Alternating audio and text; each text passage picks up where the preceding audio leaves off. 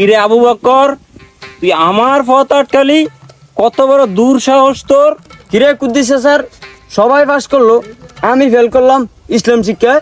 তুই তো খাতায় লেখিসনি, যা লিখিসিস তাও আমি বুঝতে পারিনি। কি করে পাস করাবো তোকে? বাংলা স্যার বুঝলো, ইংরেজি স্যারও বুঝলো, বাদ বাকি সব স্যাররাও বুঝলো। আপনি কেন ইসলাম শিক্ষাটাই বুঝলেন না? আমি কেন ইসলাম শিক্ষাটাই ফেল করলাম? ওই আবু বক্কর, যার জাতানি পাইতো আমি অতানি দেই, আমার হাতে কিছু রাখি না বাজান। আপনি হাতি যদি না রাখেন তাহলে আমি ফেল করলাম কোন কায়দায়?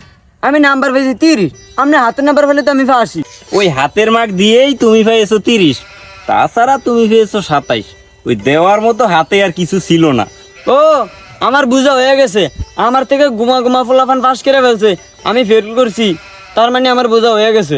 ও, আমি তোমার কুশিনে যাই নাই, তোমার কুশিনে ভর্তি হয়ে নেই, এজন্য তুমি আমাকে ফেল করে দিয়েছো, আমার বোঝা হয়ে গেছে। ও, আমার কোচিংয়ে আসতিস, আমার কোচিংয়ে ভর্তি হইতিস, তাইলে তো তোরে আমি চিনে রাখতাম, তাইলে তো আর ফেল করতিস না।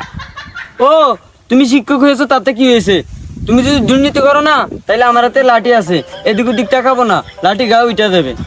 ও আবু বক্কর, ও আবু বক্কর, আমি তোরে বদদোয়া দিচ্ছি, তুই এইবারও মেট্রিক পাস করতে পারবি না নে।